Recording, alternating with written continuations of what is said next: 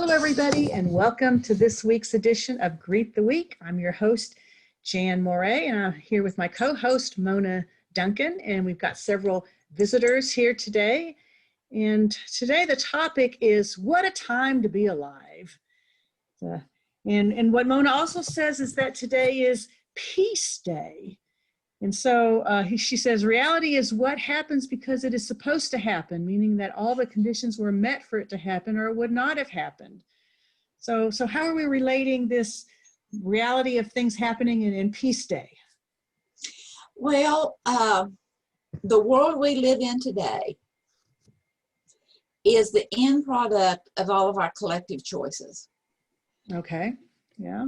And we receive guidance. We're always receiving guidance. Sometimes we don't want to get it, but we receive it, whether it's through our own, internal thinking and experiencing, or whether it's from others. We're always receiving guidance or input of what to do, of what not to do, of how to do it. But the bottom line is the choices of what we do or don't do or think about it or so forth is up to us. It's ours. And looking at the fact that, we've always been in this together. That's one of the things they like to say now, we're all in this together, and we are. But whether you are in agreement with the Holy Scriptures of all kinds of cultures, or whether fairy tale, it's all about us and we and our, and what we do affects other people. And it's in overcoming the conflict so that we can have peace. And today is Peace Day. Yeah. So we need to get over all of the conflicts that are going on and be at peace with or just to accept what's going on. Exactly. We're going to talk about that a little bit too, just to accept it. And acceptance, what it does mean, what it does not mean. Acceptance does not necessarily mean approval. Right. That's a hard thing for a lot of people to accept. Exactly. So as you can accept,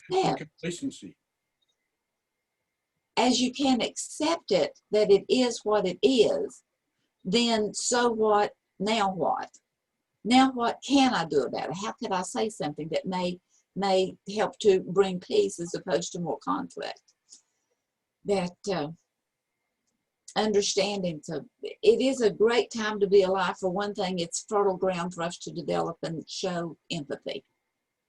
And working with the prisoners doing the intake that I had created, I asked some questions that was just pretty intimate and revealing. And as they began to share traumas and become emotionally moved, I would mention to us, I'm sorry. And they would deflect it. Oh, well, you don't have to be sorry. You didn't have anything to do with it. And I said, I know that.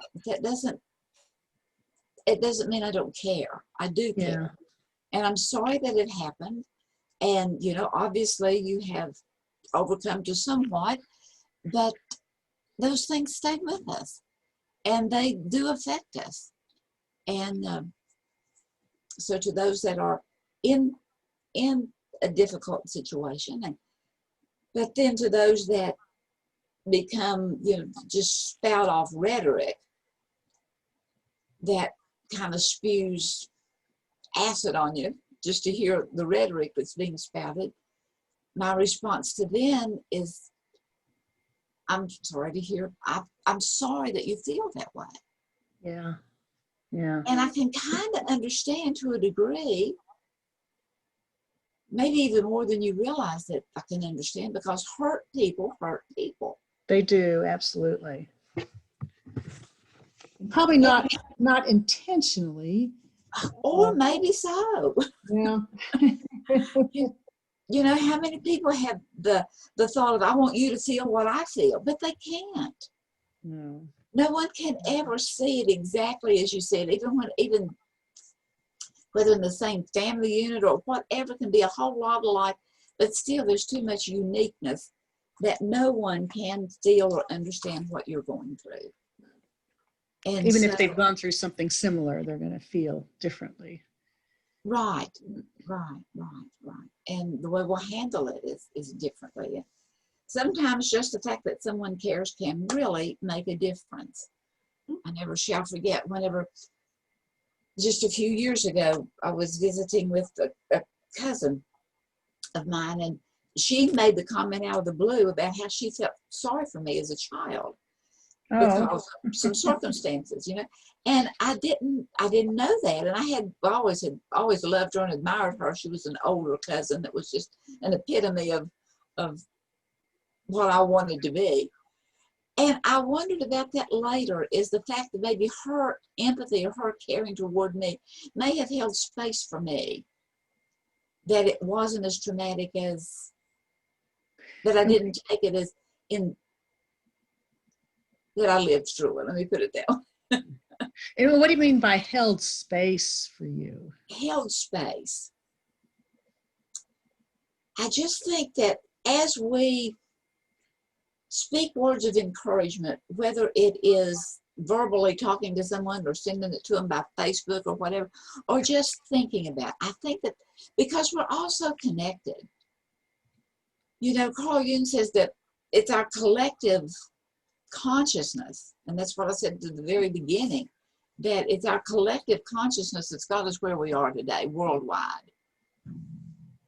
Because although there's oceans between us, it's really not that much space and time, because we're so connected with the internet and we're just so connected. It's so easy to connect and to find out what's going on.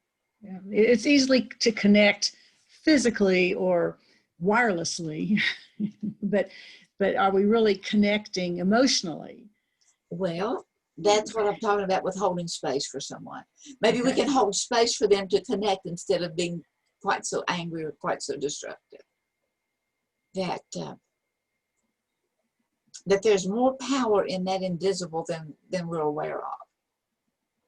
Anyway, let's just go on. I won't go too deep on that. Okay. But, All right.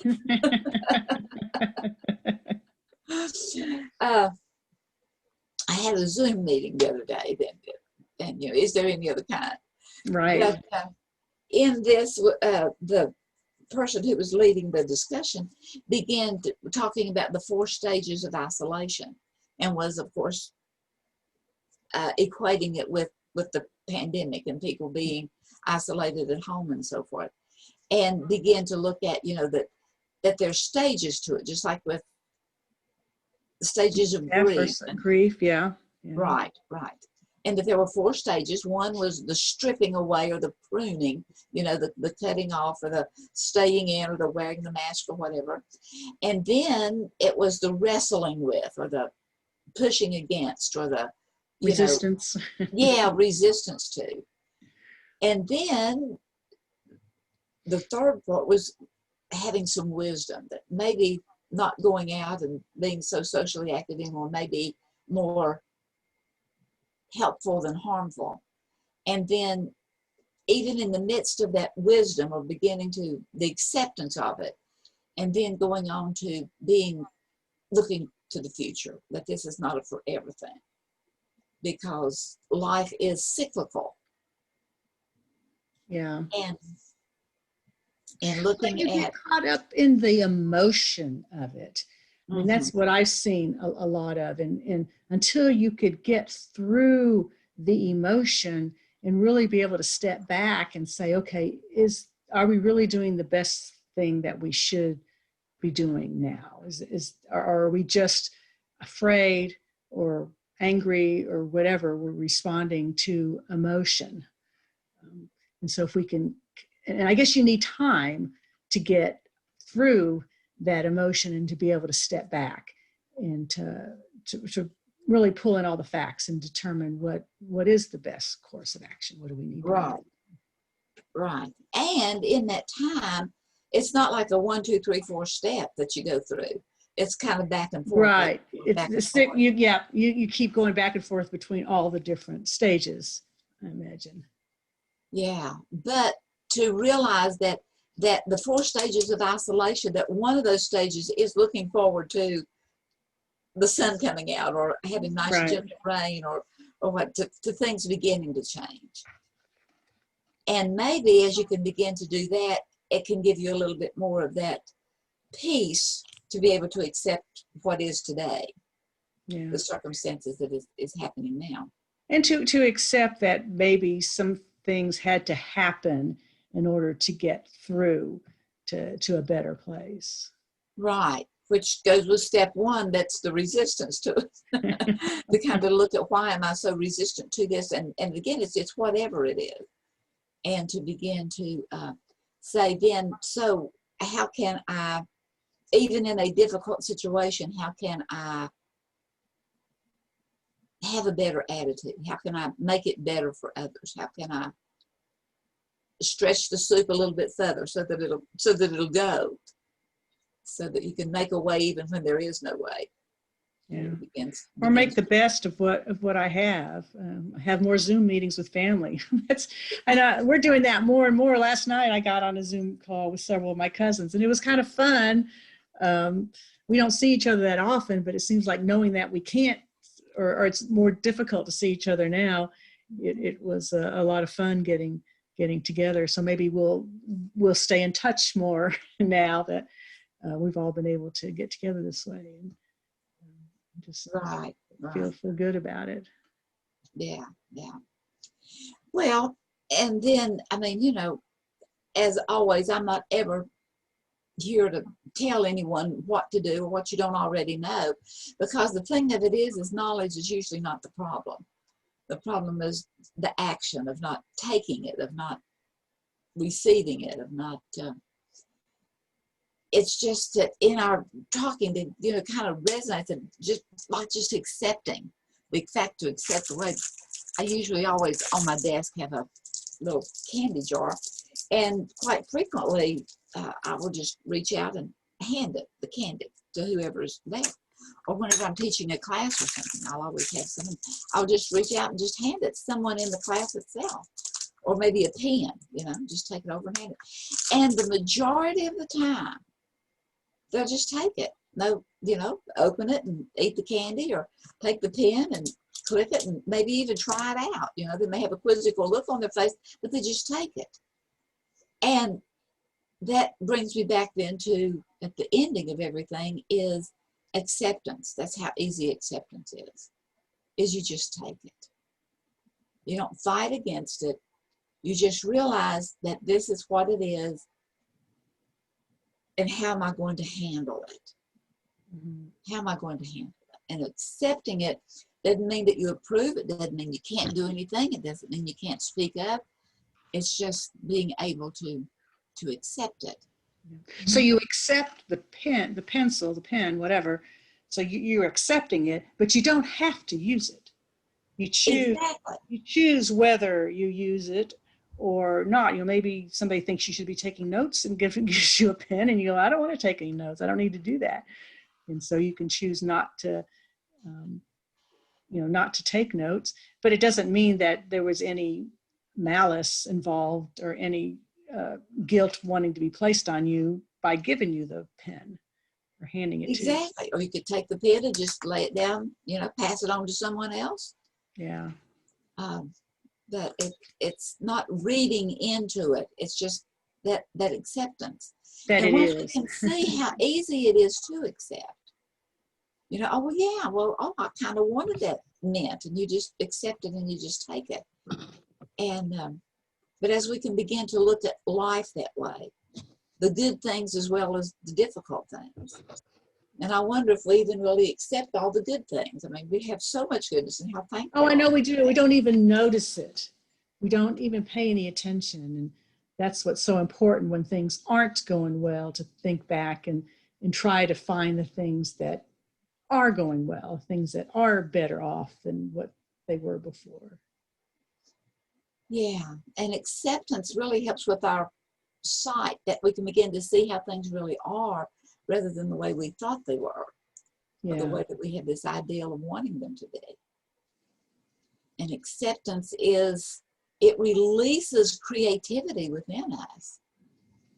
But if we're fighting against it and not accepting it, that creativity is not flowing as easily. Yeah. So I have here, I'm going to put up, it's a poem that was written by Meg Blackburn Lucy. And can you see that? Not yet. Okay. Can you I have it up. Are you sharing it? Well, I thought I was. Okay, I have to go to the share screen. Sorry about that.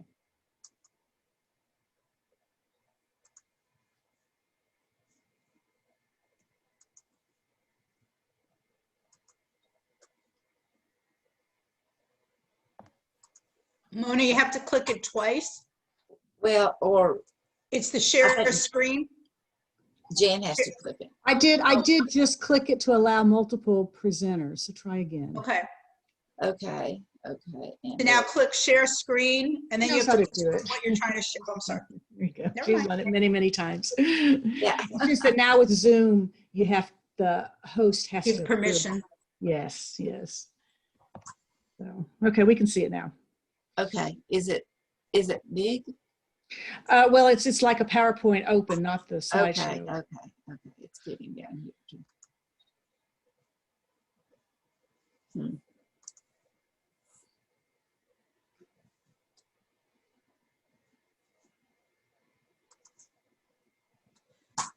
Well, I'm not able to get to the bottom of the screen because of, Well, we see the whole slide. Are you not seeing the whole slide? We can see the little icons on the side if you want us to look at one of them. okay, well, I'm going to read this and then kind of talk about it. So this is signs and symptoms of the inner peace.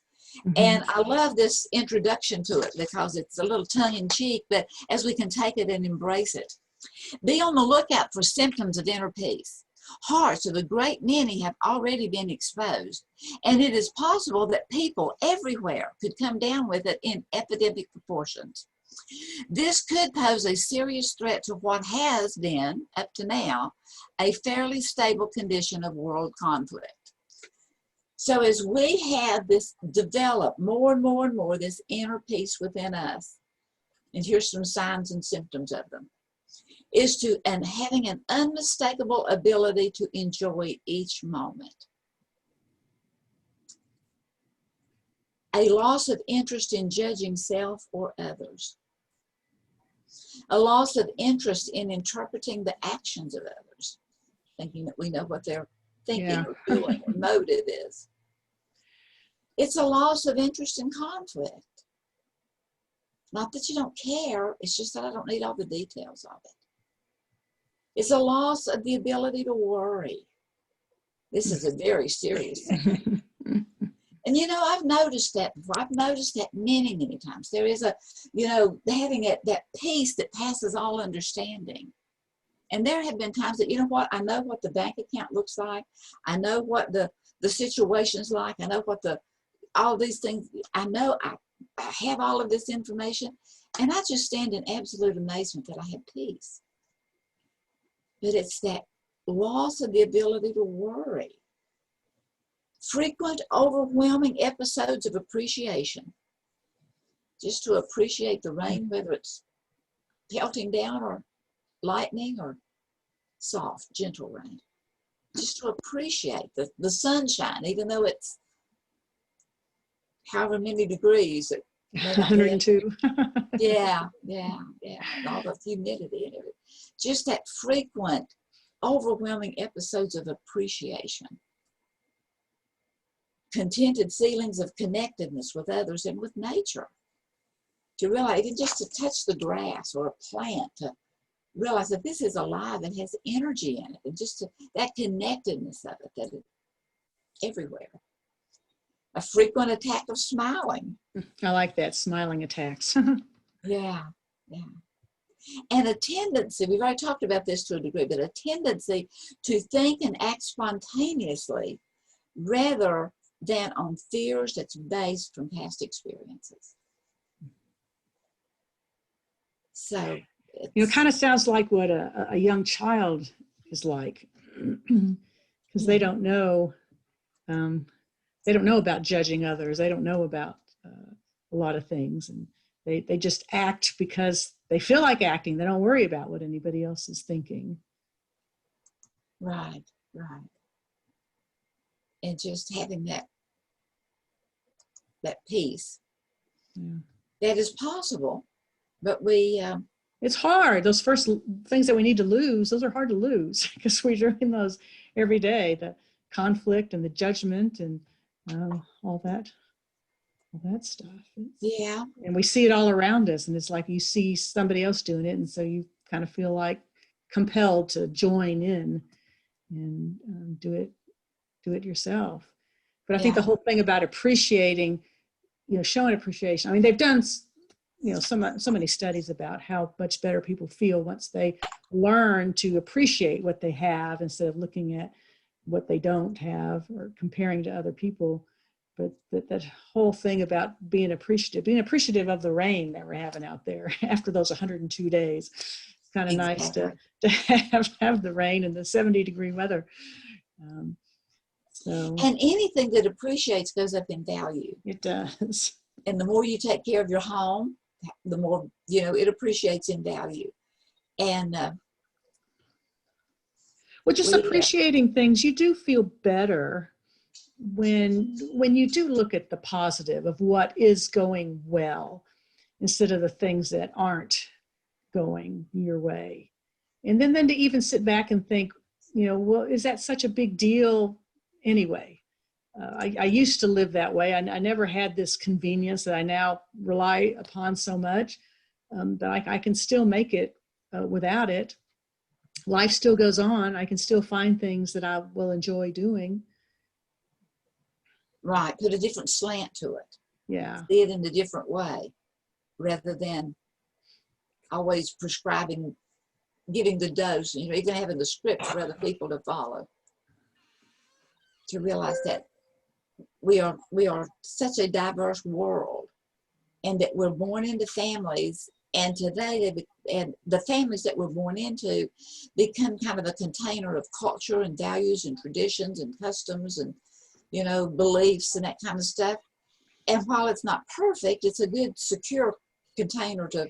It's security. It is. It does help you to feel like you belong, or this is the way it's supposed to be. There is some security definitely with that. And yeah, we definitely need that. And there's some predictability there. Yeah. Yeah. And it's the development of the ego structure. But then, nothing ever stays fixed. So there's that order, and then there's that disorder. That we do things our own way, whether it's being true to ourselves or sometimes whether we do it in rebellion. And we go into that disorder because nothing stays fixed. And especially as we start going to school and meeting kids in the neighborhood, interacting with other people, there's going to be differences. And then that disorder, as we can work through it peaceably and following some of those guidelines for peace, is to its reorder, realizing that I matter, but guess what? You do too. Right. That we all matter, and we really can add our own flavor to this whole puzzle of everything. That it's incomplete without each other. And to accept that different people are going to get out of this in a different way. Some people are going to change the way they address things, the way they approach things, and other people will go back to the way they were. and that's okay, because we all have to process it, and we all have to determine what is right for us, and with all this new information that we have, and decide how we're going to move forward. Right. Well, I was cleaning out some files the other day, and in the process of cleaning them out, I ran across this article. It was from Psychology Today, and it was back in 1981. Wow. And the article was written by Henry Kahn. But what I was just busy, putting in the recycle bin, until all of a sudden I realized, I kind of glanced down through here, and it said William Glasser. And I thought, oh yeah. I want to read this. So I want to read this to you. I thought it was so powerful. He said, William Glasser, in his book Reality Therapy, says his mental patients are not sick, they are crazy. I mean, the reason he calls them crazy is because they are committing crazy acts. The reasons they are committing crazy acts is because they are not getting their basic needs fulfilled. Glasser says that man has two basic needs. Of course, eventually he added to that, to love and to be loved. It isn't any wonder that God commanded us to love one another, because when we do, we fulfill a need in our brother's life and we fulfill a need in our own life. He created man with a need for the fuel of love to function properly, just as man designs an automobile to run on gas to fulfill a purpose for which it was designed. Glasser's 3 R's of reality, responsibility, and right need to be taught to the whole world, because we reap our consequences or our choices or our acts, what we sow. Glasser further states that the conventional weakness of psychology and psychiatry has been that we have left out morality. In a 1974 issue of Psychology Today magazine, he stated, when you go to see a therapist, what you're really doing is buying a friend. Oh. Isn't that neat? What we're really doing is buying a friend. Buying a friend.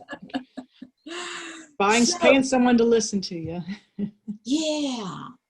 Now, whether it is our neighbor or whether it's a client or whatever, it's just caring of what you go through. And I'm sorry you went through that.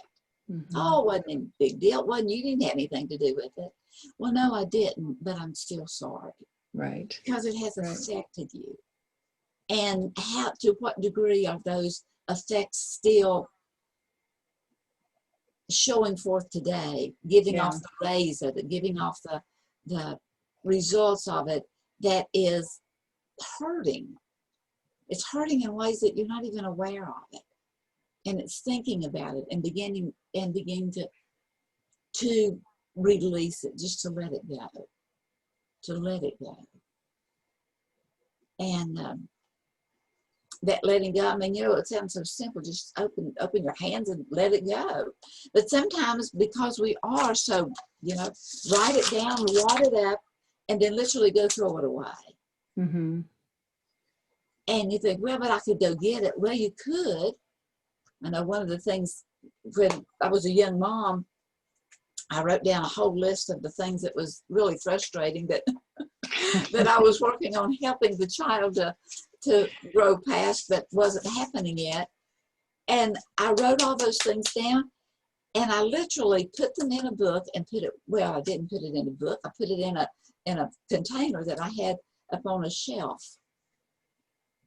And I said, I'm just letting this go. Oh, yeah. Okay. Well, I was giving it to God, but I'm just letting it go. I'm giving it to my higher self. I'm giving it to reasoning. I'm giving it to thinking through. I'm giving it to not getting angry and upset. I'm giving it to peace. And whenever that difficulty would come and I was just ready to be very angry, I would think, well, I can't do that because I've already given it away. And you might think, well, that's silly, but it isn't silly. It's very sane. Yeah. Matter of fact, it may be one of the most sane things that I ever did.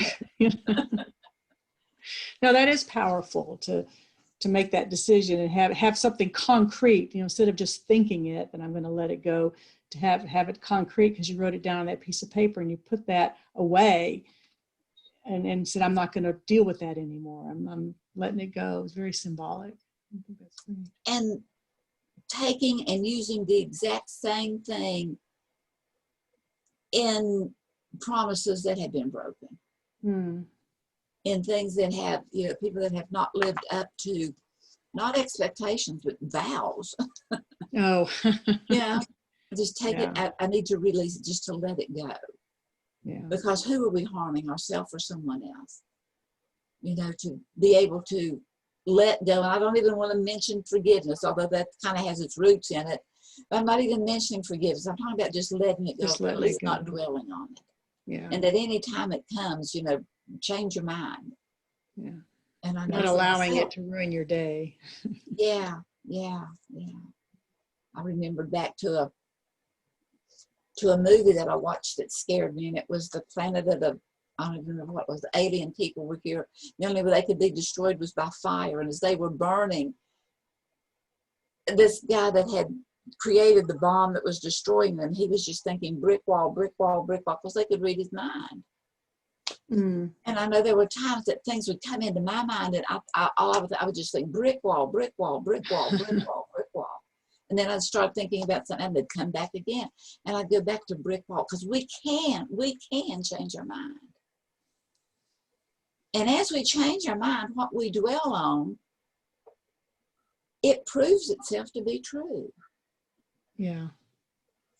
And so all of this, not only the pandemic, but unrest on every front almost, seems like, that we could begin to name, as we begin to change our mind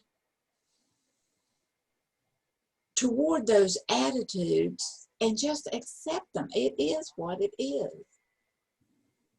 Yeah. It can bring, and peace, just like anything that appreciates goes up in value. Anything that is peaceful, it just draws in peace. And it exudes. Yeah. And it does start with each of us. It does start with each of us. We need to start an epidemic, a peace epidemic, yeah. right? Yeah, 12 of us here. That's, you know, that's a lot. That's good. That's good. Yeah. Yeah. It all started here. Yeah. Well, we're out of time. Did you want to end with the poem you said? Well, we've already went through it. I was going to go to that, to what peace is. Okay. But Okay. it was good to kind of look at it early and then talk about it where we could dissect it more. Yeah. Yeah. So, Okay. All right. Well, thanks for that. Thanks for the topic today. Happy Peace Day to everyone. And we'll see you again next week with another edition of Greet the Week.